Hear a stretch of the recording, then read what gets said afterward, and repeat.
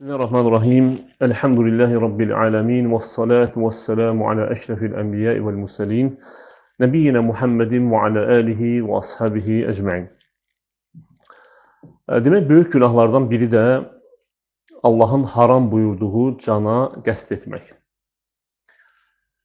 Və ümumiyyətlə, Uca Allah, yəni bu günahı, yəni Allahın haram buyurduğu bir cana qəsd etməyi və yaxud adam öldürməyi, bu günahı Uca Allah Quranda bir neçə yerdə Allaha şərik qoşmaqla yanaşı çəkib. Yəni bu günahın adı zikr edib. Və həmçinin bu da nəyə dəlalət edir? Bu dəlalət edir ki, bu günah həqiqətən böyük günahlardan biridir. Və xüsusilə də mömin. Yəni burada indi qeyd edəcəyik kimlər qəsd olunur. Ümumiyyətlə, əvvəlki dərsimizdə qeyd etdiyimiz kimi, İslam dini cəmiyyəti islah etmək üçün gəlib. Yəni, İslam dininin əsas məqsədlərindən biri də cəmiyyəti islah etməkdir. Cəmiyyətdə əmin-amanlığı bərqərar etməkdir. Və sözsüz ki, cəmiyyətdə əmin-amanlığın bərqərar edilməsi üçün əsas amillərdən biri də demək, haram olan nəfsə demək, qıymaqdır. Yəni, qıymağın qadağan olunmasıdır. Yəni, bir cəmiyyətdə ki, demək, haram olan cana qəsd edilirsə, demək ki, həmən cəmiyyətdə əmin-amanlıq yoxdur.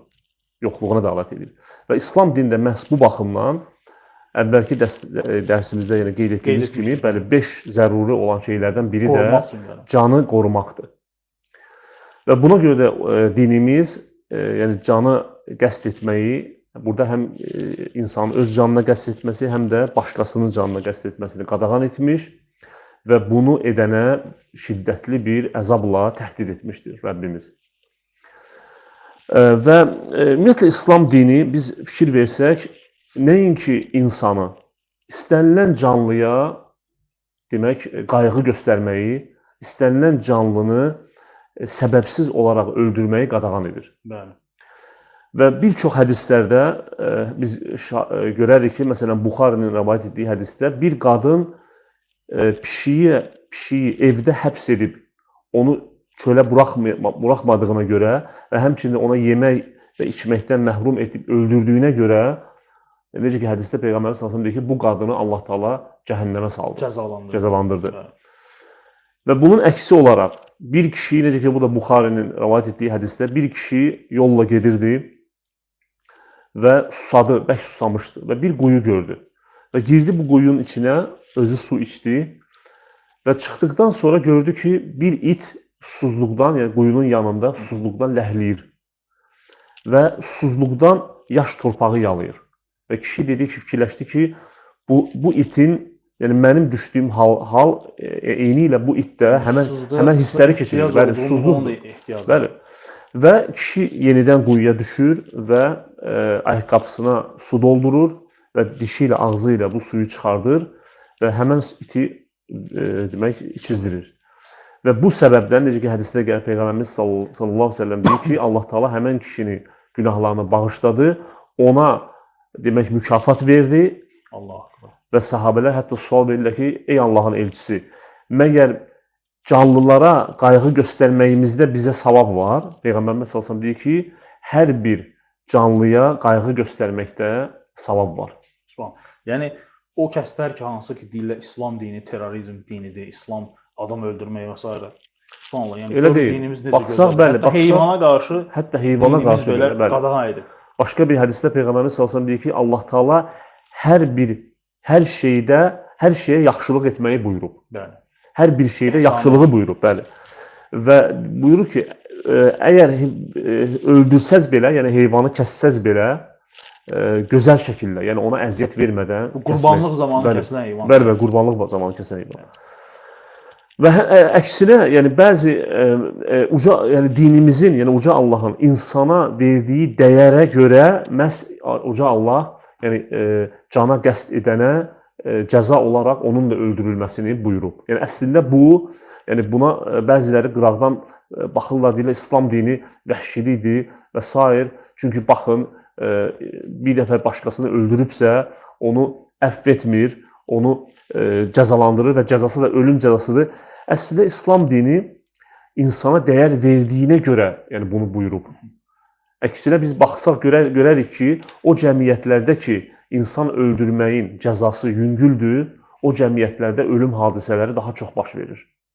Yox, həmçinin elə lap sözünüzü kəsirəm Eşən qədər. Ümumiyyətlə yəni məsələn dünyavi qaydaların özündə də var, qanunlarda da var məsələn. Bəzi ölkələrdə var, amma o ölkələrdə ki, ölümlə, bəli, o ölkələr ki, demək insan öldürməyə görə ölüm cəzası tətbiq edib, o ölkələrdə baxsaq görək, yəni insanlar çəkinir insan öldürməkdən. bəli.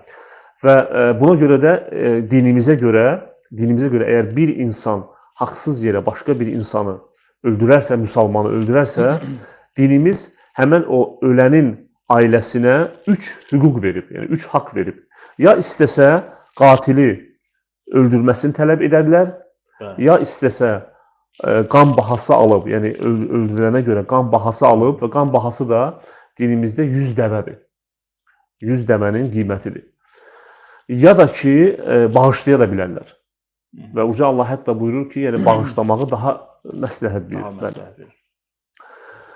Və əksinə əgər öldürülməsi isə, yəni qatilin öldürülməsi isə, bayaq qeyd etdiyim kimi, yəni insana verilən dəyərdir, dəyərə görədir. Uca Allah Quranda nə buyurur?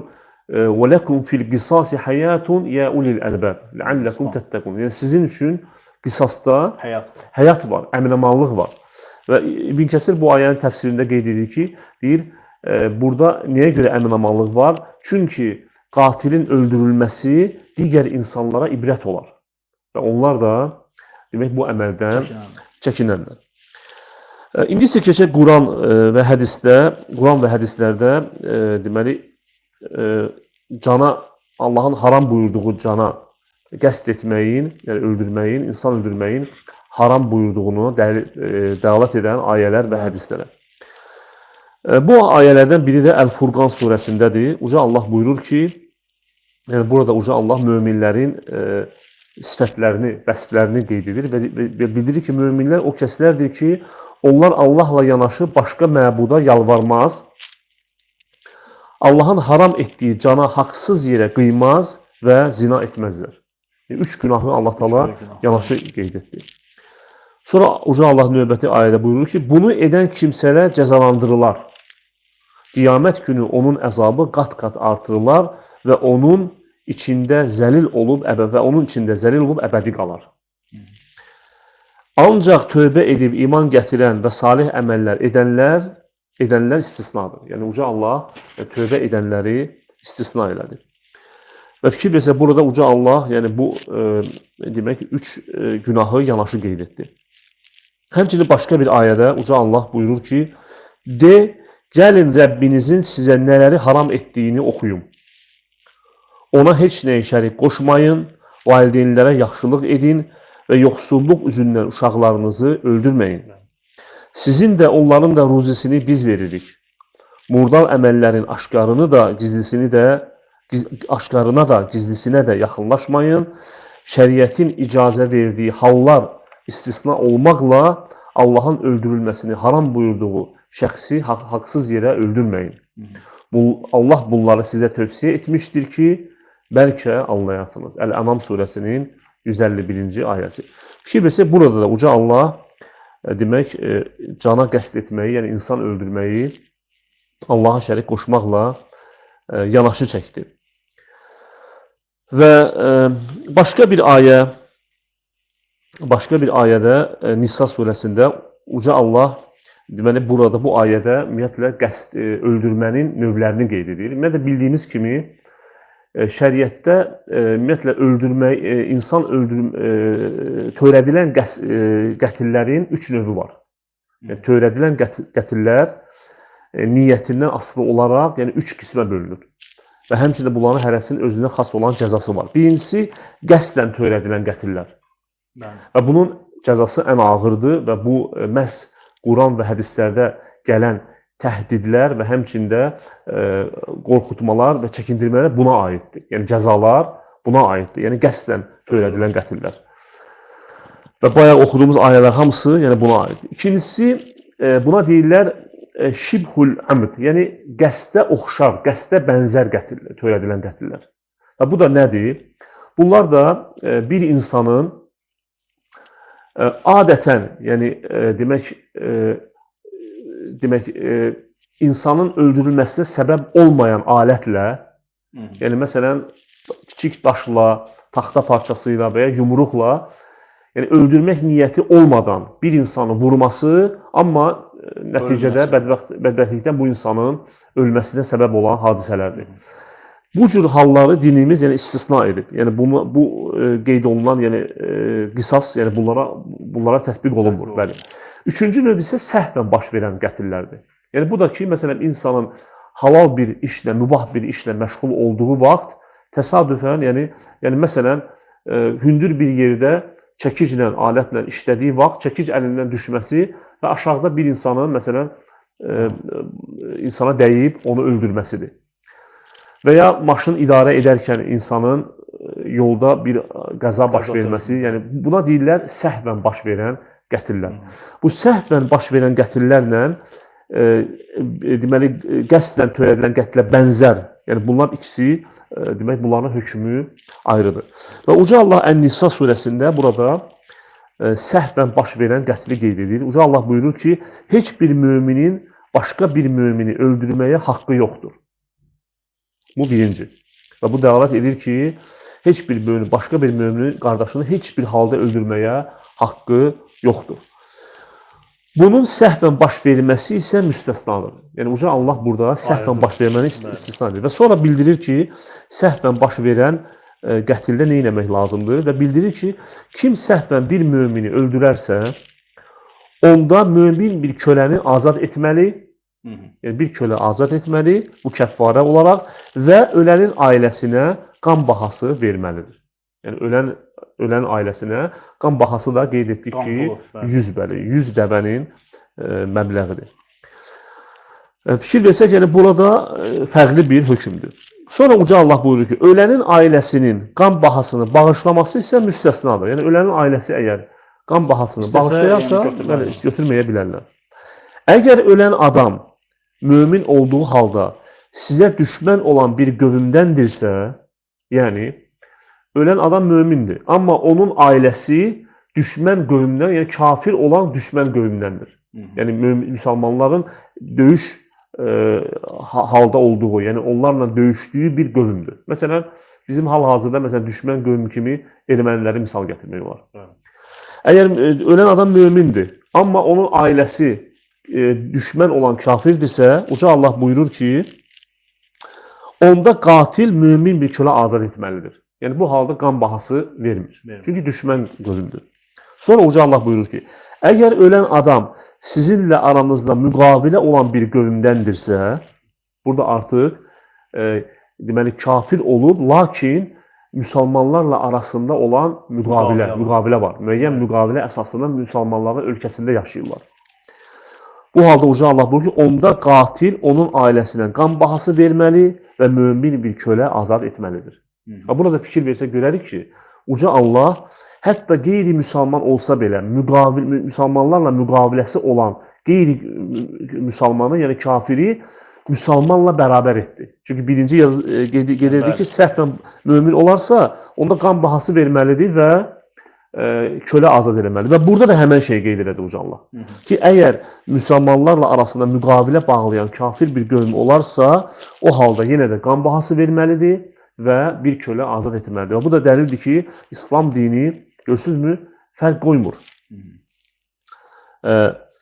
Bunu etməyə imkanı olmayan kəs, yəni kölə azad etməyə imkanı olmayan kəs, Allah tərəfindən tövbəsinin qəbul olunması üçün 2 ay ardıcıl oruç tutmalıdır. Allah hər şeyi biləndir, hikmət sahibidir.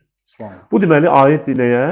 Səhvən baş verən qətlə, həmçinin səhvə oxşar, daha doğrusu qəsdə oxşar qətldə bu da buna eyni hökmdədir.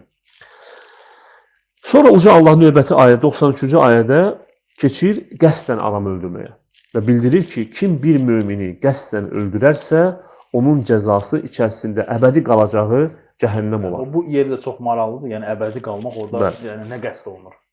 Allah ona qəzəblənər, onu lənətləyər və onun üçün böyük bir əzab hazırlayar. Fikir verin. Mömini qəsdən öldürməyin cəzası əbədi cəhənnəm, Allah ona qəzəblənər, Allahın qəzəbi, Allahın lənəti və həmçinin böyük bir əzab. Yəni həmçinin dünyada da ona əzab gözləyir. Və burada biz burada qəsd olan nədir? Bilərəkdən demək öldürmək. Və ümumiyyətlə bunu qeyd edim ki, əvvəlki qeyd etdiyimiz ayədə, yəni Allahın haram buyurduğu nəfs dedikdə kimlər qəsd edilir demək? Həm möminlər, həm demək müsəlmanlarla müqaviləsi olan kafirlər. Bəli, kitab və müsəlmanlarla müqaviləsi olan kafirlər kimlərdir? Ümumiyyətlə kafirlər müsəlmanlarla münasibət baxımından 4 qismdir. 4 qismə bölünür. Çünki bəzi ayələrdə qeyd olunur ki, məsələn, kafirləri harda görsəz öldürün. Yəni bəziləri bunu düzgün başa düşmür. Birincisi, deməli, müstəmin deyirlər buna. Müstəmin. Yəni, hər hansı bir müsəlman tərəfindən və yaxud müsəlman ölkəsi tərəfindən ona əminamanlıq verilmiş. Və ona aman verilmiş. Necə ki, Uca Allah demək bir ayədə buyurur ki, وَاِنْ أَحَدٌ مِنَ الْمُشْرِكِينَ اسْتَجَارَكَ فَأَجِرْهُ حَتَّى يَسْمَعَ كَلَامَ اللّٰهِ. Deyir, əgər müşriklərdən biri səndən aman diləsə, yəni əminamanlıq istəsə, ona əminamanlıq ver. Yəni onu öz himayəvə al. Yəni səndən himayə istəsə, onu himayəvə al. Nə üçün? Allahın kəlamını eşitməsi üçün. ثُمَّ أَبْلِغْهُ مَأْمَنَ. Sonra onu əminaman olan yerinə çatdır. Yəni hara ki istəyir, ora çatdır onu. ذَٰلِكَ بِأَنَّهُمْ قَوْمٌ لَا يَعْلَمُونَ. Çünki bunlar elə bir qövmdür ki, yəni dərk etməyən bir qövmdür. Yəni burada məqsəd nədir? Hansısa bir müsəlman bir müşriki İslamı başa salmaq üçün öz ölkəsinə dəvət edir, İslama dəvət etmək üçün, onu İslamın gözəlliklərini göstərmək üçün, məsələn, başqa bir ölkədən əlaqə saxlayır və xahiş edir dövlət başçısından və o həmən müşrikə, məsələn, əminamanlıq verir və girir müsəlmanların ölkəsinə. Zəmanət olur ki, buna toxunur. Zamin durur. Və məqsəd də nədir? İslamı göstərmək, İslama dəvət etmək. Sonra onu yenə də əminamanlıq olan yerə çatdırmalıdır. Bu kafirlər, yəni bu növ kafirlər, bunlar da, yəni bunların hüquqları, müsəlmanların hüquqları kimidir? Yəni bunlar qorunur, bunları öldürmək olmaz. Əksinə, Peyğəmbərimiz sallallahu əleyhi və səlləm bir hədisdə gəlir ki, kim müsəlmanlarla müqaviləsi olan kafiri öldürərsə, o cəhənnəmin iyini duymaz. Hansı ki, cəhənnəmin iyi 70 min məsafədən. Əlhamdülillah, əziz dinləyicilər, yəni dinləyin, yəni bir də paylaşmağı unutmayın. Yəni görürsünüz ki, necə dinimiz əlhamdülillah gözəldir. Yəni hətta müsəlmanlarla əhd bağlanmış, müqaviləsi olmuş hər hansı bir kafirin canına qəsd eləmək olmaz. Qadağandır. Çox vaxt görürsən ki, o bəzi insanlar hansı ki, dini anlayışı olmayanlar, məsələn, Qurandan ayə gəlirlər, hekayə gətirirlər ki, müşrikləri harda görsəz öldürün və kafirləri harda görsəz öldürün. Yəni o demək deyil ki, bu kitab əhlisi, Yahudi xaçpərəsti harda gördün öldür. Elə bir şey yoxdur dinimizdə. O ayədə qeyd elədiyin ayədə, indi ora gedəcəyik, onlar hərbi kafirə aiddir. Hansı ki, onlar döyüş meydanında cihad vaxtı, məsələn, tutaq ki, bu dəqiqə bizim torpaqlarımız bilirik ki, bir hissəsi ermənilərin kafir, bunlar hərbidir. Məsələn, ermənilər hərbi kafirlərdir. İndi gedəcəyik inşallah 4-cü növdə. Məsələn, Ermənistanla sərhəd olan bir ərazidə və yaxud orada kimsə hansısa bir erməni əskəri öldürməsi, buna görə buna bir günah yazılır. Əksinə savab var. Düşməni öldür. İkinci, buna deyirlər, demək, müahəd. Müahəd, yəni əhd bağlamış. Əhd bağlamış da hansıdır?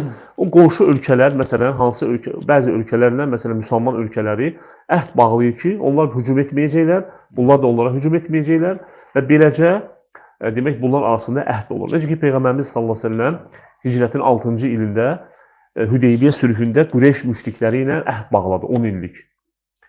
Düzdür, onlar sonradan əhdi pozdular və bunun da məqsədi nədir? Yenə də İslamın yayılması. Və həmən bu Hüdeybiyyə sülhü ərəfəsində minlərlə insanlar İslama daxil oldu. Səbəb oldu. Xalid ibn Valid kimi böyük bir sərkərdə İslamı qəbul etdi. Və İslam izzətdəndir. Yəni bunu dinimiz icazəli görür. Müahəd deyirlər buna. Yəni əhd bağlanmış. Yəni bunu da öldürmək həmçinin icazəli deyil. Üçüncüsü zimmi deyirlər. Zimmi kafirlər.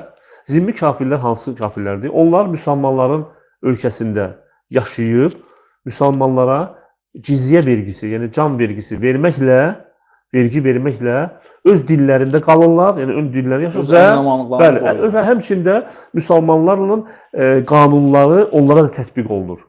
Yəni müsəlmanların qanunu onlara tətbiq olunur və onlar demək müsəlmanların onları və bu cizyəni verməkdə də məqsəd nədir? Müsəlmanların onları himayə etməsidir. Çünki müsəlmanlar onları himayə edir. Onları digər başqa qəbilələrdən və sair düşmənlərdən qoruyur və bu səbəbdən onlar onlara cizyə vergisi verirlər. Deməli, bu üç qeyd etdiyimiz növlər, deməli, müstəmin, ondan sonra muahəd və zimmi, bu üç növ kafirləri öldürmək qadağandır, haramdır.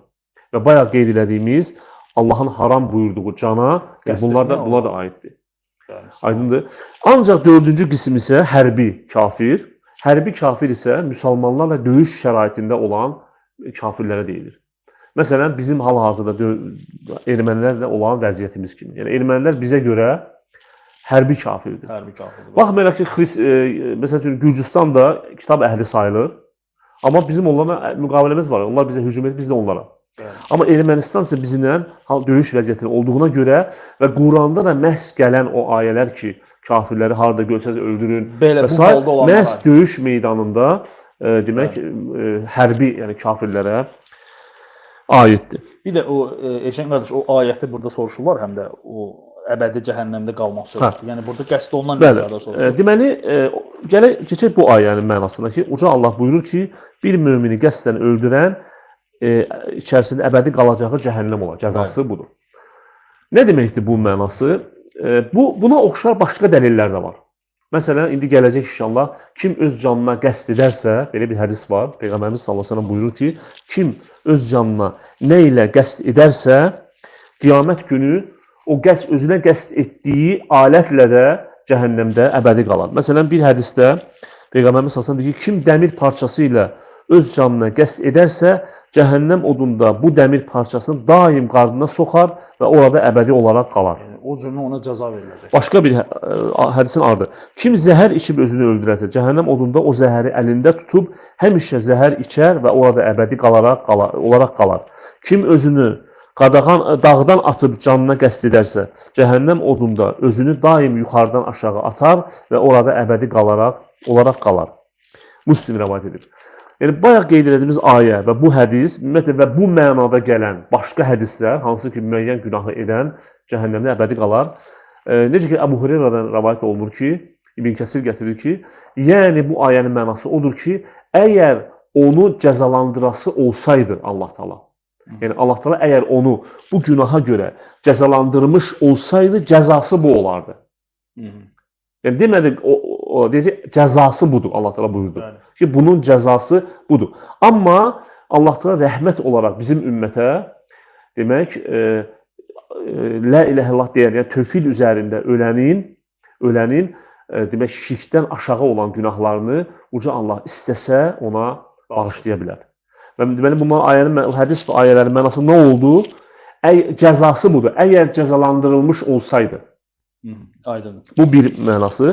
Digər mənası isə, demək, mənası alimlər deyirlər ki, burada əbədi dedikdə, yəni uzun müddət deməkdir.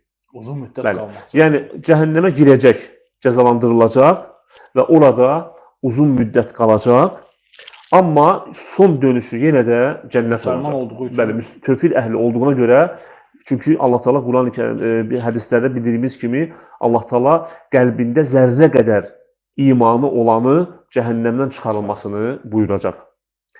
Və həmçinin də şəfaət hədisi, bildiyimiz kimi şəfaət hədisi. Başqa bir hədis, dəlil. Peyğəmbərimiz sallallahu əleyhi və səlləm bizdən əvvəlki İsrail oğullarını qeyd edir. Yəni bu hədisi biz əvvəl qeyd etmişik.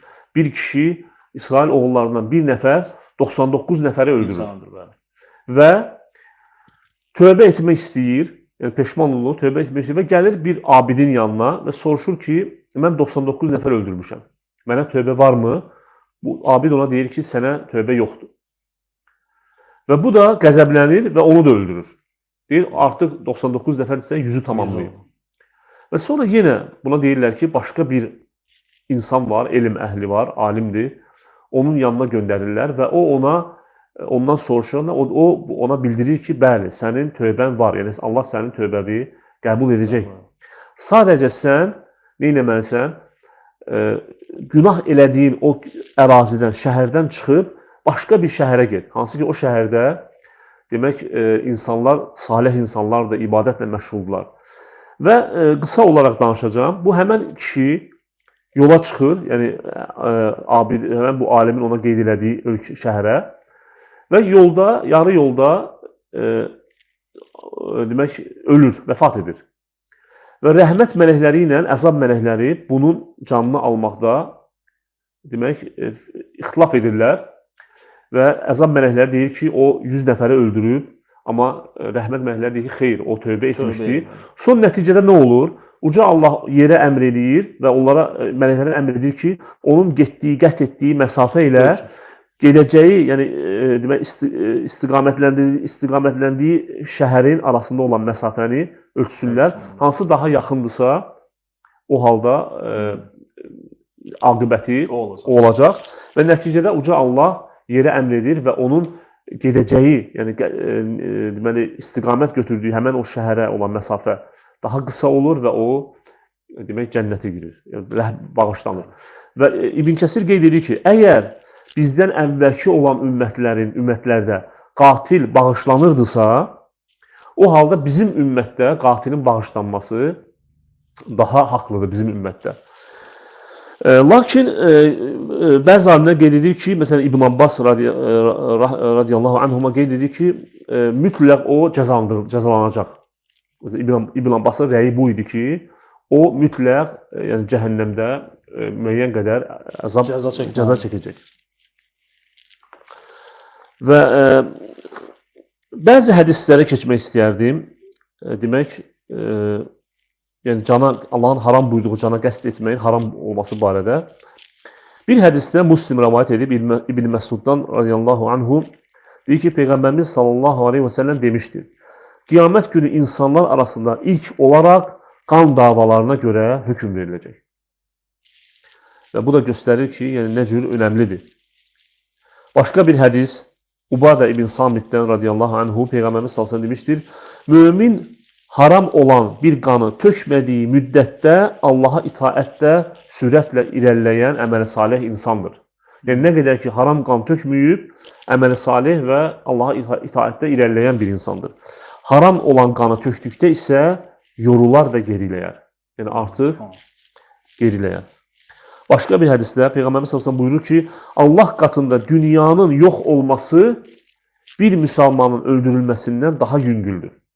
Yəni bütün dünyanın, yəni insanlar olmadan yox olması bir müsəlmanın öldürülməsindən daha yüngüldür. Və başqa bir hədisdə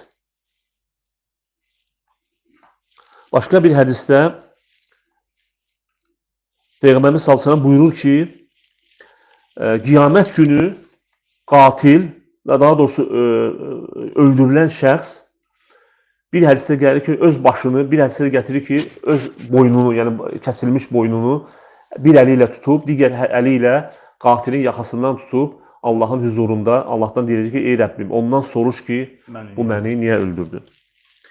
Yəni bu mənada hədislər çoxdur. Və məncə bunlar kifayət edər inşallah və bu günahın yəni nə qədər böyük olmasına göstərir.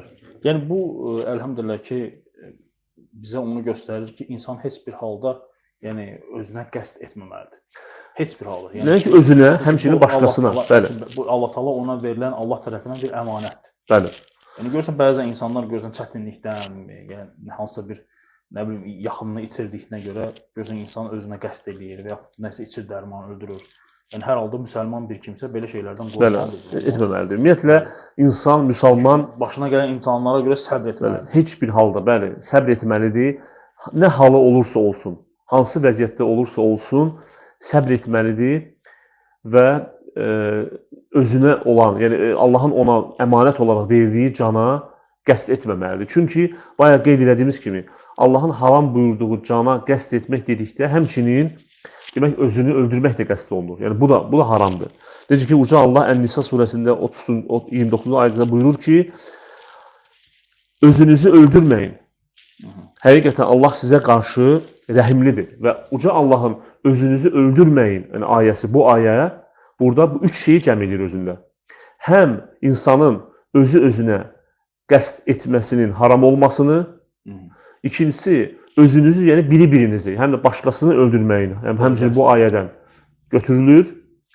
Üçüncüsü isə insan bu ayədən götürülür ki, insan onu həlakə aparacaq, həlakına səbəb olan əməllərdən də və çəkilməlidir. Və bu da məsələn bu ayə siqaretin haram olmasına dəlalət edir. Çünki siqaret də insanın yəni sonda müəyyən xəstəliklərə, o Bəli. xəstəlik sən ölməyinə səbəb olursa, bəli. Ona görə də alimlər qeyd edirlər ki, əgər bir insan siqaret səbəbindən bir xəstəliyə tutulsa və ölsə, həmin xəstəlikdən də ölsə, o insan özü-özünü öldürmüş sayılır. Və buna görə də bu ayə qeyd edir, bu üç şeyin üçünü də cəm edir. Həm özünü öldürmək, həm başqasını öldürmək, həm də ölümə səbəb ola biləcək, həlakına və səbəb ola biləcək əməllərdən çəkinməli. Necə ki, Abdullah Amr ibn As radiyallahu anhu bu ayəni belə başa düşmüşdü. Yəni Amr ibn As deyir ki, bir dəfə mən səfərdə idim və cünub oldum. Və Peyğəmbər bunu bir qrup insanla göndərmişdi. Və durdum, özüm də xəstə idim deyir, hava da soyuq idi, təənnüm eləyib insanlara namaz qıldırır. Və gəlib Peyğəmbər s.ə.və sonra deyəndə, Peyğəmbər s.ə.və ona deyir ki, ey Amr, sən cünub olduğun halda insanlara namaz qıldırdın. Amr ibn As radiyallahu anhu bu ayəni oxuyur. Deyir, ey Allahın elçisi, mən Quranda oxumuşam ki, Allah təala buyurur ki, özünüzü öldürməyin. Və mən də soyuq olduğuna görə həlak olacağından qorxdum. Və Peyğəmbər s.ə.və gülür. Allah akbar. Peyğəmbər gülür, yəni iqrar eləyir onun. Onun bu ayəni bəli, belə başa düşməsini Peyğəmbər s.ə.və ona təsdiqləyir. Və bu ona dəlalət edir ki, insan əgər bir şey onun həlakına və ölümünə səbəb olacaqsa, o şeydən çəkinməlidir. Eşən qardaş, bir də belə bir ayə var. Allah Taala Qurani-Kərimdə Maidə surəsində buyurur ki, hər kəs bir kimsəni öldürməz və yer üzündə fitnə, fəsad törətmən bir şəxsi öldürərsə, o bütün insanları öldürmüş kimidir. Bəli. Bu 32-ci ayə, Maidə surəsinin 32-ci ayəsidir. Bəli, mən bu barədə də istəyərdim belə danışım, qeyd eləmişəm. Ümumiyyətlə bu ayə 32-ci ayə uca Allahın əvvəlki ayə Habillə Qabilin hadisəsi. Yəni Adəm övladının Adəmin iki övladının yəni Qabilin Habili öldürməsi. Biz keçən dərslərimizdə bir də səhv demişdik. Qardaşlar qeyd eləmişdik. Onu çox sağ olsunlar. Qabil Habili öldürüb. Əslində Qabil və Habil bu adları Qurani-Kərimdə və hədislərdə gəlməyib. Bu İsrail oğullarının kitablarından, yəni Bəni İsrailin kitablarından gəlib. Quranda sadəcə Allah Teala qeyd edir ki, Adəmin iki övladı. Və bu əhli kitabdan gələn demək məlumatları isə biz nə təsdiq edirik, nə də inkar edirik və belə gəlib deyə həmçinin təfsir kitablarında çox qeyd olunur bu. Və iki övladı burada əvvəlki ayədə Adəmin iki övladı Qabillə Habil arasında demək həsəd olur aralarında. Yəni Qabil Habilə həsəd aparır. Allah Teala Quranda buyurur ki, Adəmin iki övladının xatırla. Onlardan birinin qurbanı qəbul oldu, digərinin qurbanı isə qəbul olmadı. Yəni biri ixlasla vermişdi, digəri isə ixlasla verməmişdi, ixlaslı olmamışdı əməlində. Və ona görə ixlasla qəbul olanın qurbanı qəbul oldu və alimlər qeyd edirlər ki, əvvəlki ümmətlərdə, yəni əvvəl qurbanın qəbul olması demək Allah Teala göydən bir od nazil edirdi və bu od həmən sədəqəni yandırırdı və yandırması da qəbul olması deməkdir. Və bu Qabil Habilə həsəd aparır və demək son nəticədə həsədi gətirib onu öldürməsinə səbəb olur. Və öldürməyin də birincisini bəli və ilk qətil hadisəsi Adəm övladlarından məhz Qabillə Habil arasında olmuşdur. Ona görə bir hədisdə deməli Buxari və Müslim rivayet edən bir hədisdə Peyğəmbərimiz sallallahu əleyhi və səlləm buyurur ki, haqsızlıq edilərək öldürülən hər bir kəsin qanından ilk əvvəl Adəm oğlunun payına da günah yazılır. Yəni onlara da günah yazılır. Çünki onlar ilk olaraq bu əməli etdilər. Və Peyğəmbərimiz sallallahu əleyhi və səlləm nə deyir? Deyir, kim əgər bir yaxşı əməl qoyarsa özündən sonra onun savabı ona yazılar və pis əməl qoyarsa onun günahlarından ona. Çünki ilk qətl törədən o olmuşdur. Yəni Qabil. Və sonra uca Allah bu ayələri qeyd edəndən sonra bayaq qeyd etdiyin ayəni qeyd edir ki, buna görə də İsrail oğullarına yazıb buyurduq ki, kim bir cana qəsd etməyən və ya yer üzündə fəsad törətməyən bir şəxsi öldürərsə, sanki bütün insanları öldürmüş kimi olar. Yəni burada nəyə görə alimlər bu təfsirdə qeyd edirlər ki, yəni bir insanı öldürən, yəni bir insanın canını halal görən, o bütün insanların canını halal görür. Yəni bu baxımdan. Yəni heç bir insan onun təhlükəsindən əmin ola bilməz, əminaman ola bilməz. Bu mənada. Və kim də onu ölümdən xilas edərsə, sanki bütün insanları xilas etmiş kimi olur. Yəni kim ki bir insanı öldürməyini haram görürsə, o bütün insanları öldürməyini haram görür. Yəni bu mənada, yəni onlara həyat vermiş olur. Bəli. Yəni bu ayənin də mənası budur. Və uca Allah məhz bu ayədə, yəni biz buna görə də, yəni əvvəl o baş vermiş qətl hadisəsinə görə də biz İsrail oğullarına kitabda bunu buyurduq. Və bu qədər qətl barədə və əlavə indi sual olacaqsa cavablandıracağıq. Allah sizdən razı olsun Yaşan qardaş, məlumata görə.